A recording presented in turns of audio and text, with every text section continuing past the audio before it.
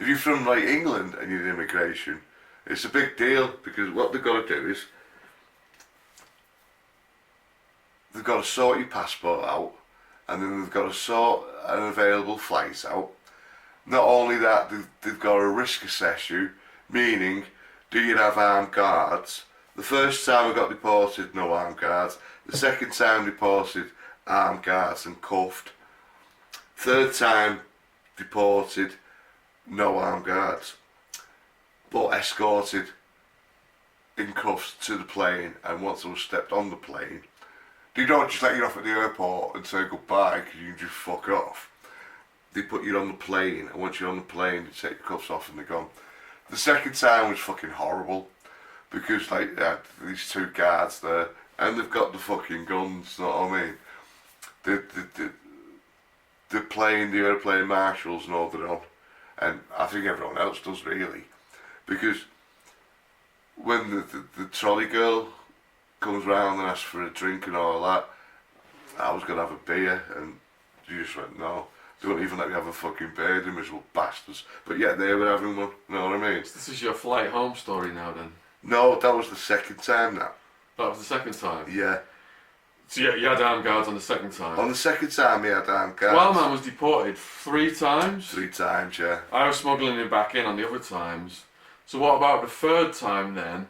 What was your journey home like, your final journey home like when I met you at the airport? Oh, it was so, I had butterflies, it felt good. I'd got out of prison and that felt good.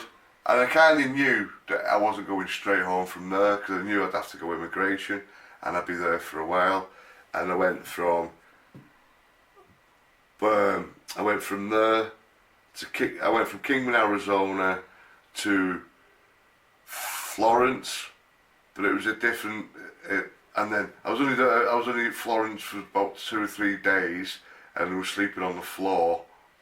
That immigration, and then I was on a coach again to LA, Los Angeles, and then I was in immigration at Los Angeles, and I was actually kept there for like 5 months, 5.5 months, before my paperwork and all that come through. Now, when I finally got to come home, they told me the night before, I felt all fucking good about it. I'd lost a bit of weight, felt really good, my hair was long, and as I'm going through the process, the immigration come up to me and they said that you've been deported 3 times and they could charge me with it. And thank God for the embassy, the British embassy. They're a godsend. They can't actually do anything for you, as in like sort of send you money or do anything, but they can step in and they can just put words in or whatever.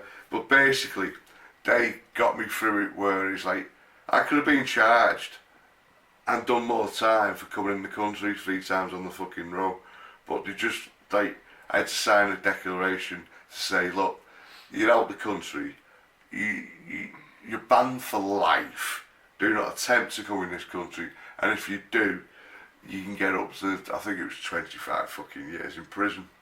So I'm fucking signing away, me. So finally, the immigration, the guards take me to LAX. On the way to LAX, it was like it was quite a long journey. They stopped off at McDonald's, got me a burger. So I'm feeling like, alright, this is fucking cool. It's the first time I had a fucking like street burger in ages, you know what I mean? Yeah. And they said, what do you want? I said, oh, just a cheeseburger, please. And I'm just like, I'd be fucking taking the piss here, you know what I mean? And they got a big meal and that, they got a fucking Happy Meal. I thought, well, not a Happy Meal, but they got a meal, chips and a drink and that. If I'd have known, I'd have got one of them, but just the burger was fit. It was just like, oh yeah, that was nice. So we're at the airport, and I'm sat down, and the guard said to me, look, are you going to behave? I said, what do you mean? He said, well, we'll take the cuffs off you and not embarrass you if you behave. So they actually uncuffed me. I mean, I've got 2 fucking armed guards next to me, what the fuck am I gonna do? You know what I mean? But I didn't have the embarrassment of having to fucking put my jumper over my fucking hands because I'm cuffed. So like, did that. And another really cool thing they did, which I respect them for a lot, is before I went in the airport, I said, listen, is there any chance I can have a cigarette? And they actually stopped while I was cuffed up and let me have a fag. Wow. Which was good, because the journey's 8.5 fucking hours, isn't it? Yeah. So, I'm buzzing at this point. I didn't phone home and tell anyone I was coming home. I thought I'd surprise them. So I'm on the aeroplane and fucking, they walked me to the gate. I thought they're coming on with me, and they uncuffed me. He said, they thanked me for being a good fucking prisoner and told me not to bother coming back and let me go all my way. So at that point, I'm just like a normal traveller. The lady come round. It was about 8 o'clock at night this time. I got a meal about 10 o'clock. I always remember it was Salisbury steak and mash and peas, and it was like a little apple crumble. Did they put you on before the passengers? No, with the passengers. Okay, they put me on before the passengers. No, it was actually. Well, I know it wasn't with the passengers. I think all the passengers were on. They were already on. Okay. And they waited for me to come. So you were on cuff, so the passengers didn't know. Exactly. Yeah. So I come on, and they sat me, and you know what? As you actually get on, that first seat they have there, where you've got leg room. I was actually sat. You had that one? Yeah. That was good. So like, well, it's 8 hours. And the plane I was on, it was like, you know, like when you go in Spain and places, it's just like normal 2 aisles. This is like, it's like a 4-aisle fucking thing. It's like a big wide fucking plane. Yeah. So I'm sat there. I'm kind of buzzing now. They come and ask me what I wanted, and I had my meal. And they come and fucking ask me to have like a drink, because it's free drinks. So I think I had a whiskey, and I had a little, little cans of Heineken, and I had one of them. Between the flight, I probably had about 3 whiskies and about 3 Heinekens. I'm fucking quite merry, me. Land at Heathrow or Gatwick, I'm not too sure which one it was. It was one of the London airports. And as we're landing, my name come over the tannoy. Peter Marnie, road, blah blah blah blah. There's a person will be meeting you at fucking as you get off the plane. Thank you and have a good day. One of them type of things. Like a security person? Yeah, like a security person. I thought, oh fuck, here we go. So I thought there was nothing I can fucking do really, you know what I mean? So I put my hair was long, I put my hair in the pony fucking sail. Had a quick wash in the little toilet thing. People were getting off the plane. I didn't wait till last. I got half off with them, and like just sort of mingled in. And as I'm walking down here, I'm looking around, and I see 2 people stood there, and they looked like authority. Yeah. I don't know exactly who they was, but I just blended in, carried on walking a bit more, and then I thought, where is he? Well, I thought, I'm not going to wait around, you know what I mean? So, I went to one of the phones, and I think it was credit card only. Yeah. At the airport.